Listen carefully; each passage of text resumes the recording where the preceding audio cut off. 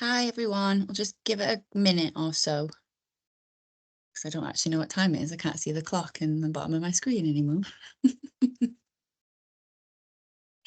I'll kick off and introduce myself anyway, because we are recording this session for anyone who may join slightly later. So hi everyone, welcome. My name is Becca, representing the amazing Strive committee. So today's session and all the National Careers Week sessions are being brought to you by the Strive Young Colleague Network. I'm really proud to be part of that committee. So today we're joined by Gary Sullivan Redpath, who is going to tell you all about sort of careers in his area and a little bit about his sort of background and career story too.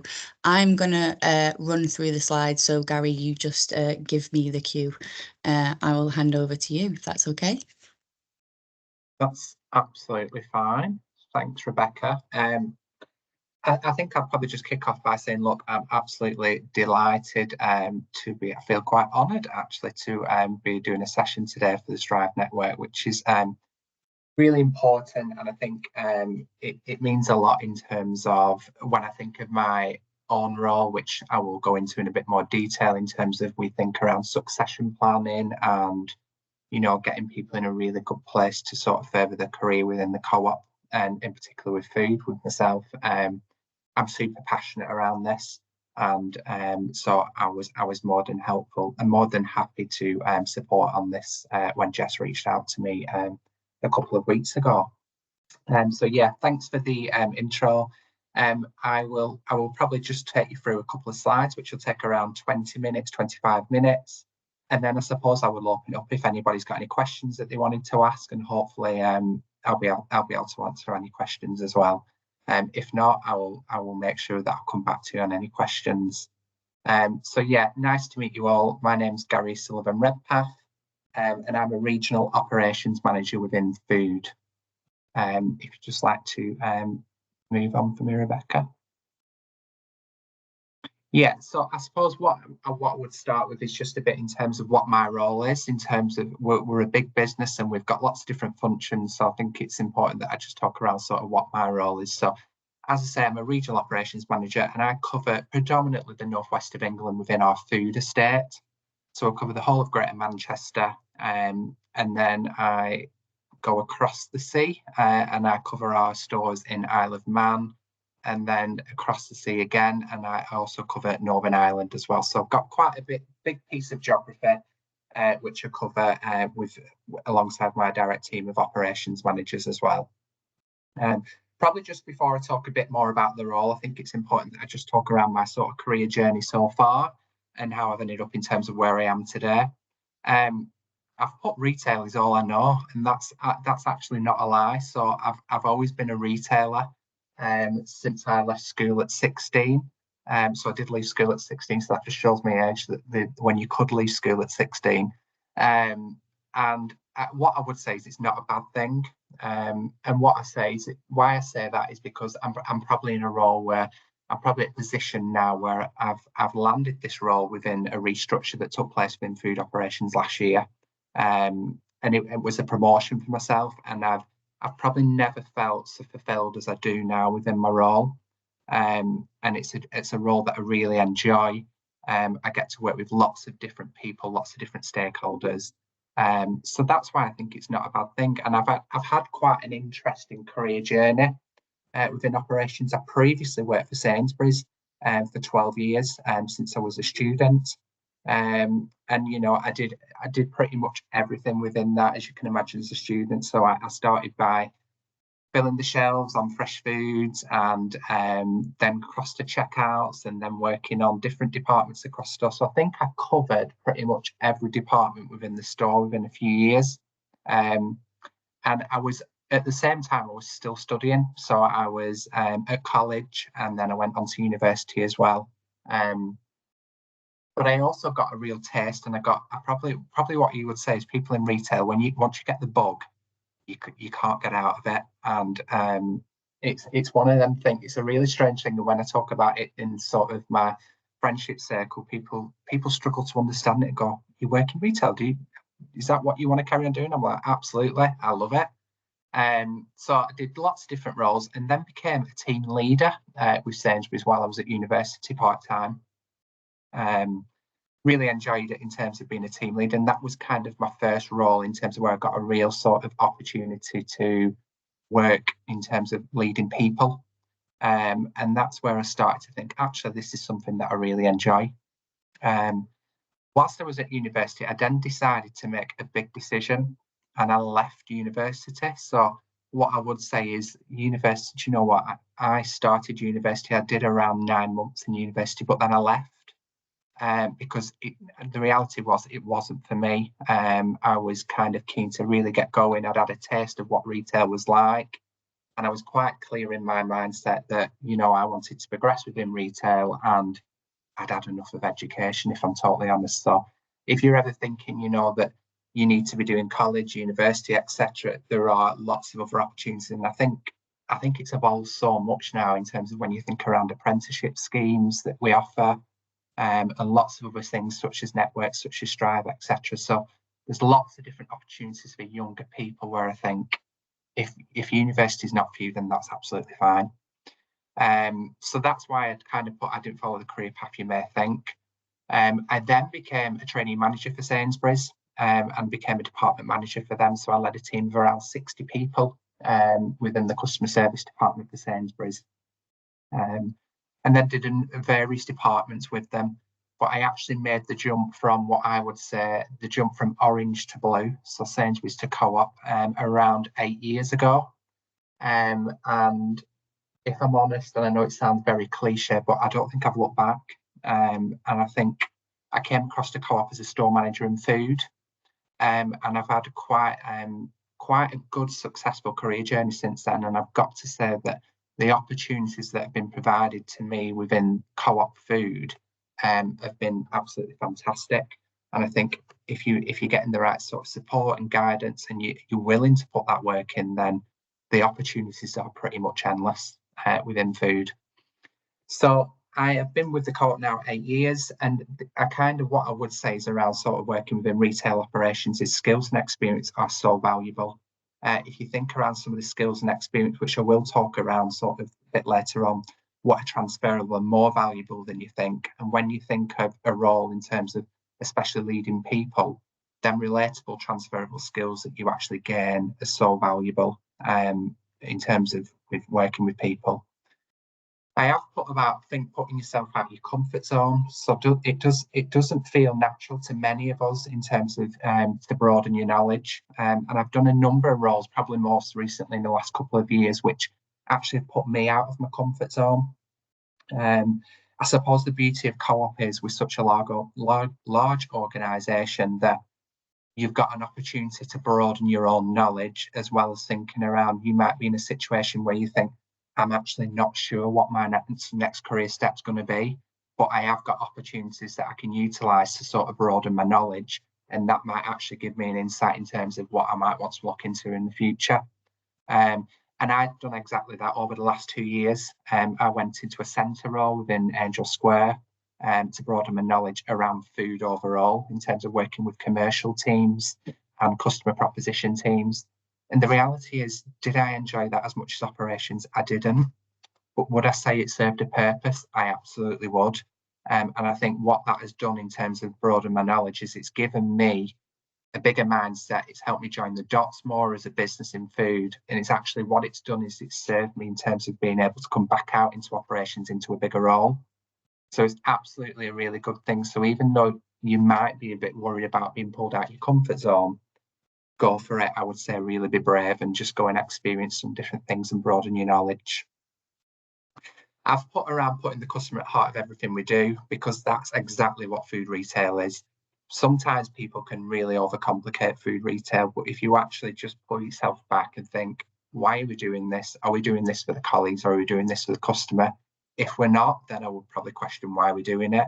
If we are, then probably don't over question it and go ahead and do it. It's really overcomplicated sometimes, food retail, and it really doesn't need to be. And I have just put this in the box at the bottom, so I think it's worth calling out. So food operations is a really varied role, and I think it's probably one of the reasons why I really enjoy it.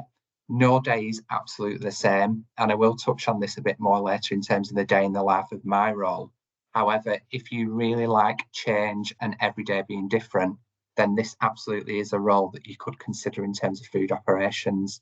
If you're not a fan of 9 to 5, then again, this could be something to consider. If you are a Monday to Friday 9 to 5 and you think, actually, I wouldn't mind a day off in the week on a Wednesday and working a Saturday, and everybody's situation is different, then I absolutely would consider looking in food operations as well. My role involves a lot of remote management, and I think it's really pivotal to sort of talk around building relationships, and how you get the best out of people is really key. Because in effect, my direct team are 6 operations managers. I don't work with them day in, day out in terms of side by side. So a lot of that is remote management. And it's about learning in terms of how people operate best, and really starting to look around sort of where can you put your time and effort in terms of them getting the best out of you as a leader, and equally you getting the best out of them as one of your operations managers. Self-development, I'm really keen on personal growth, and self-development is something that I do absolutely keep on the radar. And I think I've got to hold my hand up, since I've been in my new role since January. It probably has gone on the back burner, but again, I wouldn't beat yourself up about that. I will get back onto it, and I think that comes in lots of different spaces. I'm quite keen on terms of looking at different leadership styles and how I can adapt and be agile with my own leadership. And there's lots of different learning out there in terms of podcasts, books, etc. But you've got to find what's right for you ultimately. For me, reading a book, that's not for me. But what I have found is, because I do quite a lot of driving within my role, putting a podcast on Spotify absolutely works well for me, and I can be listening to that whilst I'm driving. So I think it's around finding what's right for you in terms of your self-development, and that I think that's really important in terms of just navigating what that looks like. Thanks, Rebecca. So just a bit around in terms of what my role is currently. So as I said, I lead 6 operations managers, and indirectly lead around 2,000 colleagues indirectly. So the operations managers lead 25 store managers, and the number of colleagues within them stores does vary from probably around 10 up to around 25 colleagues. So it's a lot of colleagues that I sort of indirectly influence. My role ultimately is to lead, enable, support and coach a team of operations managers in highly complex areas of the business to deliver our store purpose and vision of cooperating to build more value for our member owners every day. I actively role model Co-op values and behaviours to create an inclusive culture where we strive to improve areas of performance in challenging areas by working shoulder to shoulder with the operations managers. A big part of my role is executing strategic change through supporting, coaching and enabling, ensuring timely execution of strategic operational plans to deliver commercial success for the business and a great colleague experience for our colleagues in store. So it's quite sort of top level. I could talk about my role for days, but I think it probably just gives you a taste in terms of what my role sort of entails and sort of my role purpose. I have put on there, so what you'll see in the blue dots, and I think Jess asked me to talk around some of the skills that I think are really important in terms of for my role. And look, this is just scraping the surface, I would say, but these skills really stand out to me in terms of what I need to be successful within my role and equally to be there for my team. And the first one's empathy. And people might think, oh, why empathy? So I have put some notes which I will relate to, but for me, empathy is super important. It's really important that I can understand and share the feelings of other colleagues and be able to convey that message to a wider audience. And I suppose the simple way of putting that is, if I'm in a shop and I'm speaking to colleagues, I think it's really important that I can put myself within them colleagues' shoes and understand what are their irritants, what are their delights, and equally how can I improve their experience of working for the co-op. So I think of that as a super important thing, and it's not easy to gain and get to sort of think around empathy, and it takes time and it takes practice. But if you don't have empathy, then it's really hard to try and relate and try and convey that message, because my job ultimately overall is to sort of convey that message to a much wider audience than just a store team, in terms of when you start to think around even more senior stakeholders. The second one I've put is around being proactive and self-led. So my role involves looking at a lot of data and insight. And equally, you could get quite absorbed with a lot of data and insight. I'm not particularly analytical, if I'm really honest. So I need to really think around what I do with that data and insight in terms of how I utilize that information and how I transform this into more meaningful conversations and actions. So how do I cherry pick the information out of that insight and think, right, okay, so what does that mean for me? What does that mean for our operations managers? And what does that mean ultimately for our store teams? So how I prioritize my time is really important. I do have the gift. I have full autonomy of my own time. But equally, what I'm also really curious around is in terms of I need to ultimately think, where am I going to make the biggest impact? And you could quite often, you'll probably the culture of you can go into spray culture. So I'm really sort of focused in terms of what's my intent, what's my focus. And I think a golden nugget of advice around that is I always leave time for myself, whether it be Monday morning at 10 a.m., whether it be Friday afternoon at 5 o'clock, whether it be Saturday morning, while I'm on a walk. How do I leave time just to reflect on the previous week and reset my store going forward for the next week? Because we all work in fast-paced environments, I'm sure, but it's quite easy to just kind of run away with yourself when you go from one week to the next. And it's kind of being sort of really proactive and thinking, right, where's my time best spent? The next one is around being a great communicator. And I think when you look in terms of how many colleagues sort of sit within the Northwest region, 2,000 colleagues, it goes without saying that all these colleagues need great communication. And you might think that that would be quite easy, but it's a challenge, and it always will be a challenge with us. We've got different platforms within food operation in terms of how we communicate with people. And how do I convey a message? And my approach is really important in terms of, for me, people hearing a message which is direct from myself, which is clear, open, and transparent, is how we build trust and empowerment. And I suppose what I've worked on over the past couple of years is how do I articulate myself at different levels of the business as well. So how do I articulate myself talking to a colleague who's working in the bakery in one of our food stores, but equally, how do I convey my message of speaking up to maybe a member of the operating board in terms of actually there's a case for change here within our food stores. So how you articulate yourself is really important within the role. And I think the last one I would talk around is tenacious and highly resilient. We have, and I suppose just to put this into context, we have 2,400 stores approximately within our food estate totally. We have lots of different people working in stores. Not everybody's the same. We have different store managers. We have different caliber of store managers, and our job's to sort of increase caliber within our store managers and support and lead them. But the reality is not one size fits all. And being agile and being agile is really important for me as a leader, equally to listen and act with intent, always remembering my leadership shadow. So I got told this by a leader a number of years ago around being my leadership shadow. So what I think around is, so everything I do will be seen by others. And I always think around that in terms of where my intent is. If I'm listening to colleagues and I take away an action, I need to make sure I follow that through, because my leadership shadow is super important when you think around 2,000 colleagues within that space. So being really tenacious and highly resilient in terms of, if I don't get the answer, I keep going until I get the answer and doing the right thing for the colleagues. Thank you. Okay, so a day in the life of a regional operations manager, as I said earlier, is really different. If you like every day being different, then food operations absolutely is something that I would encourage you to go and be deeply curious about. And I've put in the centre, every day is different. So as you can see around the sides, my days can consider of. So for example, yesterday I was out on store visits with one of my operations managers. And we would visit a number of stores, looking at the store operation, looking at everything from the customer experience to our stores safe and legal, to our standards within stores. I spend time looking at action planning, so that could be either with myself or with my direct team in terms of where does our areas of focus need to be. I sit in property meetings, so we look at in terms of when we have refit strategies in terms of when we're going to spend money on stores to invest in them.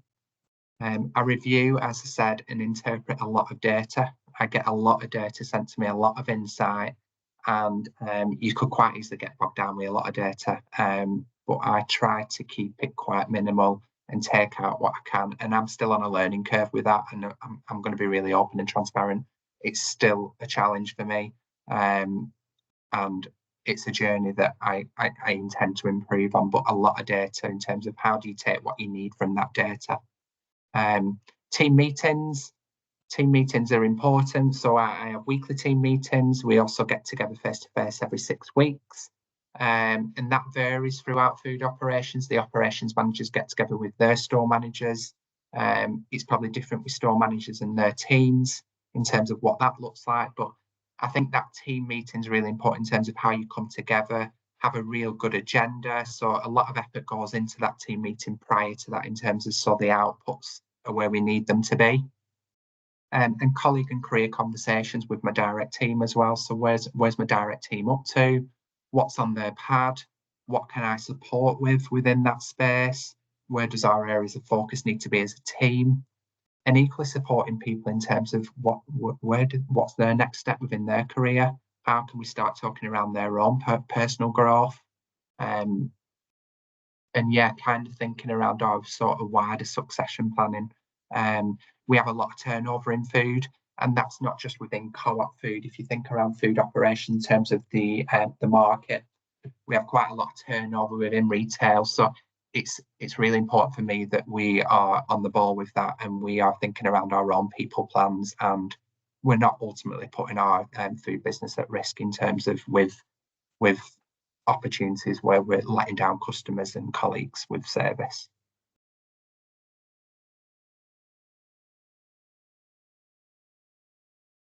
Okay, so behaviours. So I thought it was just important in terms of I've picked these 3 behaviours. So in terms of what my role, in terms of what 3 key behaviours, I could have picked all our co-op behaviours if I'm truly honest. However, when I kind of reflected on where I am currently, these are the 3 that I think are really important in terms of at the minute, forging relationships. So this involves me sort of building lots of different relationships within my role. If you think of operations, if you think of the food business in total, so we have the create, buy, move, and sell. So the create is the propositions team. We have the buy, which is the commercial buying team. We then have move, which is the logistics and depot, who move all our products around the network and deliver them to our stores. And then you have sell, so that's us in operation. So we're the last link within the create, buy, move, and sell function of food. But I would say super important. And what you will find is things aren't always right for the end user in stores, whether that be colleagues, whether that be for customers, whether that be around availability or supply. So forging relationships is really important. It involves a lot of cross-functional working within operations in terms of how do we work together with them other functions to improve the overall experience within our food stores, and equally the commerciality of our business. We need to be commercial so that we can invest in our food business for the future and make us future focused. So forging relationships is really important. Successful transformation in operations. We are the doers. Couldn't get my words out then. But equally, we are the implementers within operations. So there's lots of change initiatives, lots of things that drive efficiencies within our food stores. And I suppose my role and operations manager's role is how do we observe, how do we understand the change curve that people are on? How do we make sure that we land the change for colleagues? Change is hard, and not everybody finds change easy. Change can cause stress, it can cause anxiety, and I've seen that, and I've probably been through change curves myself where I've struggled with that. So I think it's around sort of having good emotional intelligence, really understanding in terms of where people are up to with the change. How can I support them with the context in terms of why we're doing the change? And we've done a lot better job of that with the co-op in food recently in terms of providing the why for people. If we don't provide the why for people in terms of why we're doing the change, then we're going to make that journey a whole lot harder. So that's really important in terms of why we provide the why. And equally, that then conveys into much more meaningful work for everybody within the co-op in terms of food as well.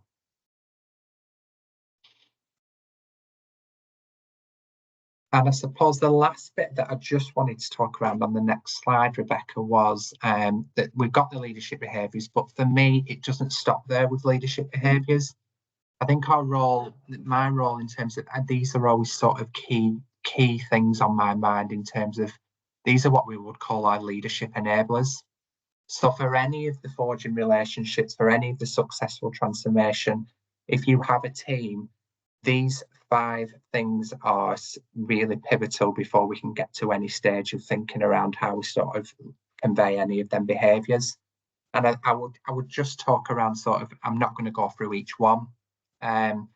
They're absolutely the forefront of my mind currently. So if I think of where I am currently, I've got a new direct team. So I've had a team of 6 operations managers since January. So we're still a very newly formed team. And what it needs is, so I'm going to take the example of psychological safety there in the top right, my top right. So I'm on a journey with that currently with my own team. And what I mean by that in terms of, I'm still in the phase of getting to know my team. I'm still asking questions. I'm still being really curious in terms of what people's intent is, what people's motivations and drivers are. I encourage people's self-awareness as well. However, what's really key within a team is how do we get people to be themselves as well? Okay, so if people are not themselves, from my point of view, if people are not themselves, people are not put at ease within a team, then we're absolutely not going to get a team to flourish, and I'm not going to get a high performing team. So I'm really clear in terms of, that's where my foundation is built around that psychological safety, and how do we form as a team and sort of become that high performing team together. And then you get to the stage where you do take risk, and you know what, you may make mistakes, but because you form that psychological safety with that team, that's fine. We learn and we move on from them mistakes. But if you've not got that psychological safety there already, then people will not feel the need or feel the risk to take any risk. And that's where you don't get people being them true selves. So that takes time, and all these things take time to build, especially with a newly formed team. But once you get them things in place, that's where you start to develop a high performing team. So I thought that was just worth sharing in terms of the leadership enablers. And I think the next one is Rebecca. So I just kind of spent the time talking around career paths in terms of food operations. So what you'll see along the top is you've got store manager. And this is the career path I've taken, but what you'll notice is I've put a big red cross there as well, because that doesn't have to be the career path taken. So I was a store manager with Co-op Food. I then became an operations manager and led 25 store managers. I then become a regional operations manager. And my ambition, so I've still got ambition that I want to become a head of operations within food. But that doesn't have to be the set in stone career path that you need to take. And I've just put some examples there in terms of other sort of squiggly career moves that can be taken within food operations. And people are quite naive to the fact that actually all these roles do exist within our organisation.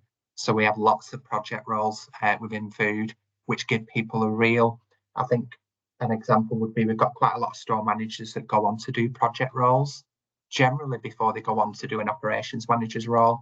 And it does exactly that in terms of, it gives people the breadth, it gives people the bigger understanding of the co-op food business. So then they feel more equipped then to come out to be an operations manager and do that bigger leadership role. We've got roles within risk, facilities and supply chain.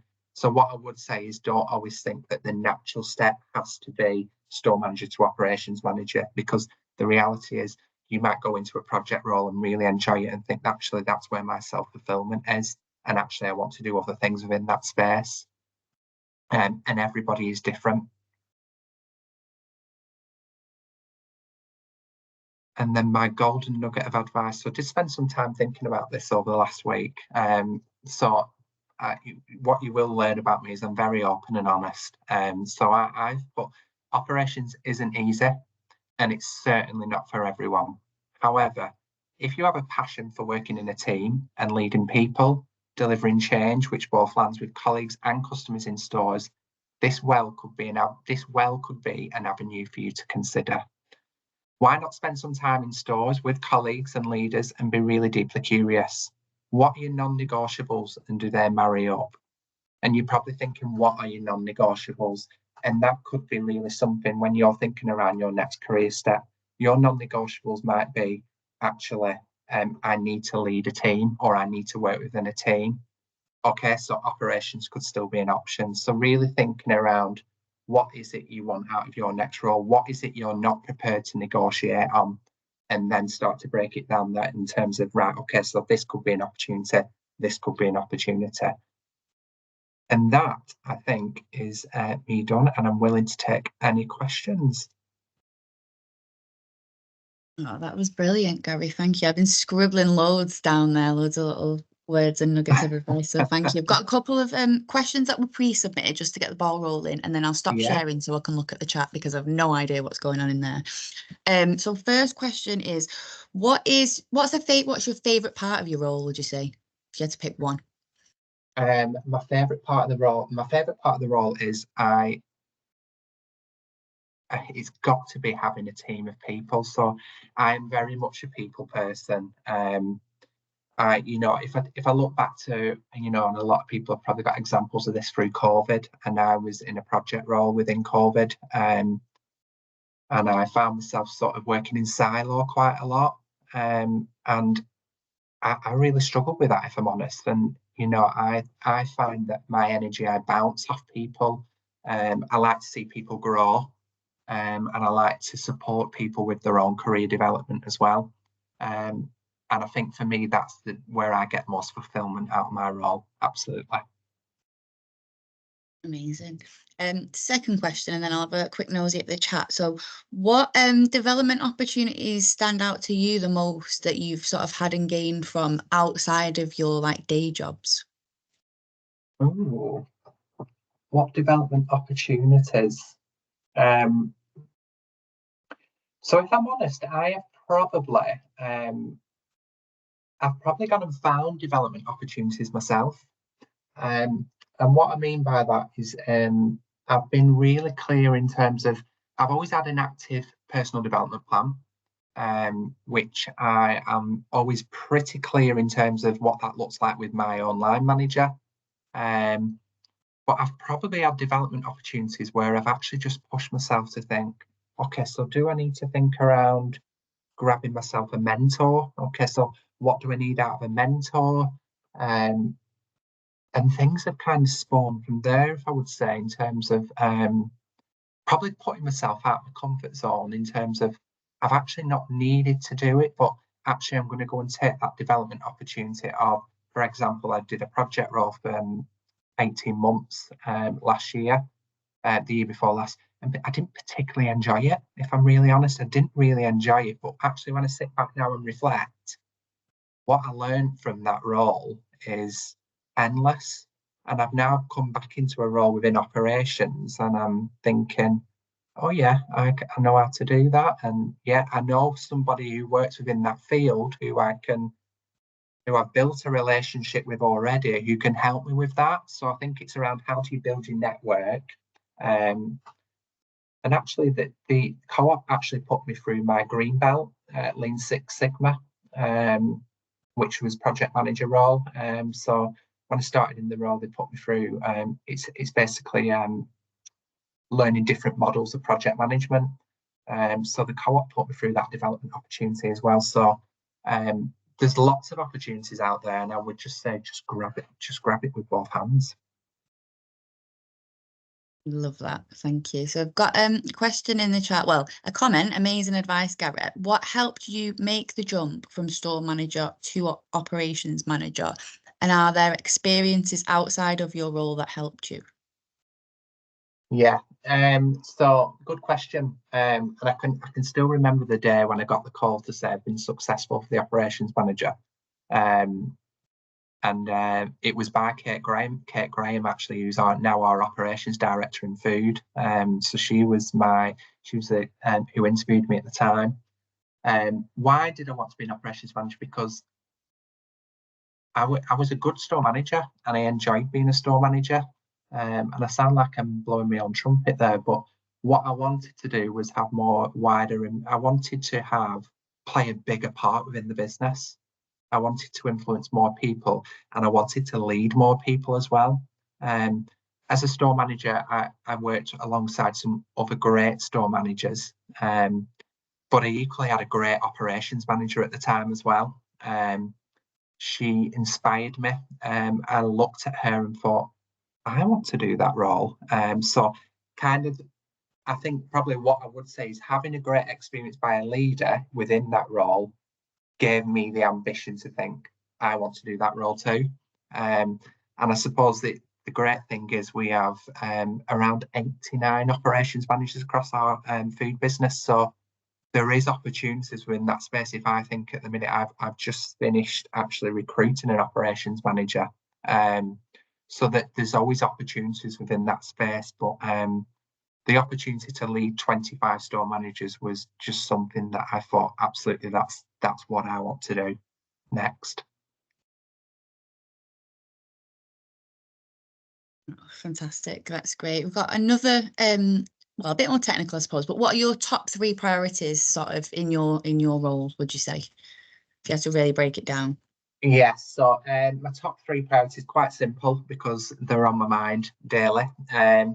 Building a newly formed team is really important to me. So how we gel this year as a team, how we come together and work effectively. Um, but anybody who has worked with it, I've just seen that there is actually somebody on the call that I do know. So Dan Holland's on the call. But anybody who's worked with me will know that I also like to have a bit of fun as well. We spend a lot of time at work. I like to have real sort of, I like to know everybody I work with. I've got a real sort of, I would say I'm quite a personal person in terms of I like to sort of know people on a personal level, and it's important to me. Team's really important. So that would be my first priority. My second priority is around how we deliver as a region this year commercially. So we've got challenges within our business, and ultimately we need to deliver on profit, and we need to deliver retail excellence. So how we deliver that this year as a team is my second priority. And my third priority, which is quite selfish of myself, is how I embed the new role. So this is a brand new role within the field. There's 7 of us across the estate, and how we come together as regional operations managers and how we start to collaborate better and have a voice within the wider food business is my third priority this year. Fantastic. That's brilliant. We've got a lot of love for you in the chat, Gary. That's Not nice. had any more questions, but do have a scroll through when you get a chance. But yeah, Yeah. I think it's been a really fantastic session. I've literally filled a page of scribbles, even though it's been recorded. But yeah, there's just a lot of love for you in the chat. I think it's really, really insightful, and I'm sure a lot of our young colleagues will take a lot from that, and to hopefully help them get to where they want to be. So yeah, just wanted to say a big thank you, and feel free to, conclude as you like. Yeah, I've just actually sent in the chat actually from Charlie, which I still are trying to attend these, but these are great. Squiggly Careers by Helen and Sarah. So they do a podcast every Thursday morning. And you know what? There might be some weeks where you think actually that's probably not really relatable to me, but there'll be some weeks where you think actually, and they're recorded, so you can go back and record them. So if you've got something on the Thursday morning, you just need to sign up to the podcast email and you get the link down every week. But they are really good. To conclude, again, thank you. I've really enjoyed sort of talking through my career journey. And what I would encourage you, if you like the sound of, and you're not from food operations, or you like the sound of anything that I've discussed, then please use me and I can sort of point you in the right direction in terms of where you might be at your career, in terms of spending time with people, etc. I think it's important we are one co-op and we support each other. And I think it's super important in terms of especially this network that we we nurture people and get people in a space that we let them know that all the amazing opportunities we've got within the co-op. I always see this, and I'll just tell this quick story, but I go on store visits a lot, and I speak to a lot of students. So we have a lot of students working within our food stores, and I'll say to the student, "Oh, what are you studying at university, etc." And then they'll go, "Oh, I'm studying law." And I go, "Oh, great. Okay, is that what you're really interested in? What do you want to do with it?" And they're like, "Not really sure, if I'm honest. I'm just, why are you studying it?" "I'm just studying law." "Right, okay. What do you do here?" "Well, I work part-time, and actually I quite enjoy it." And I'm like, "Do you know that we have legal services within the co-op and all that sort of stuff?" So it's, if we can spread the word further and wider afield that the amazing opportunities we've got within the co-op, then it's doing great for us all. So I'm a huge advocate of that. So thank you, and thank you for your time. And anything, then please do reach out. And happy weekend.